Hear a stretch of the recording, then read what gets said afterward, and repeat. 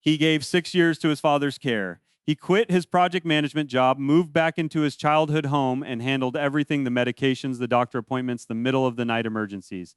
He did it because it was the right thing to do and because his father asked him to. 3 months before his father died, a lawyer arrived at the house. His father signed a new will. When the lawyer read it at probate, David's name appeared once. To my son David, I leave my gratitude. The house, the savings, the investment accounts, total value, $840,000 went to his brother Marcus, who had not visited in 11 years. David was 43 when his father called with the diagnosis, stage 3 Parkinson's. His father was 71, widowed, and lived alone in the house where David had grown up. Marcus, the younger brother, lived in another state. He'd moved there 18 years ago, had his own family, his own life. The understanding between the three of them had always been unspoken but clear. David was the one who stayed close. David was the one who would be there when it mattered. The first year was manageable. David would visit on weekends, manage medications, handle the paperwork. By year 2, his father couldn't drive anymore. By year 3, the falls started. David made the decision his father had asked him to make. He gave up his apartment, took a leave of absence from his job that eventually became a resignation, and moved in. His salary had been $92,000 a year. He lived on savings, then on credit. Marcus visited twice in 6 years, once at Christmas in year 2, once briefly in year 4, a 3-day visit for which he stayed in a hotel. He sent cards, he called when he remembered. When David raised the financial pressure he was under, no income, depleting savings, Marcus said he'd help and sent one transfer of $2,000. David never raised it again. In the final months, his father's condition declined sharply.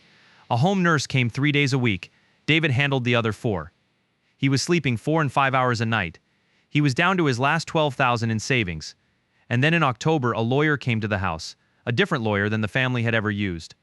David was asked to step outside while his father signed documents. He assumed it was estate planning updates. He didn't ask. His father died in January. The funeral was small. Marcus flew in and stood at the front. At probate, the new will was read. David sat in a wooden chair in a lawyer's office and listened to the language carefully.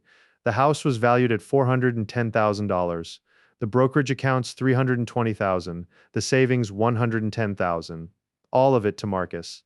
The rationale, per a letter found with the will: Marcus has a young family that depends on him. David is capable and resilient and will find his way. David challenged the will on the grounds of undue influence, arguing that someone had persuaded his father to change the will while he was in cognitive decline. The legal process took 2 years. The medical records showed his father's Parkinson's had affected his executive function in the final year, but the legal bar for undue influence is high. You must prove not just that someone influenced the decision, but that the influence was improper and overcome the testator's free will. David lost. He walked out of the courthouse with his legal fees and 6 more years of debt. Marcus sold the family home 8 months after probate closed.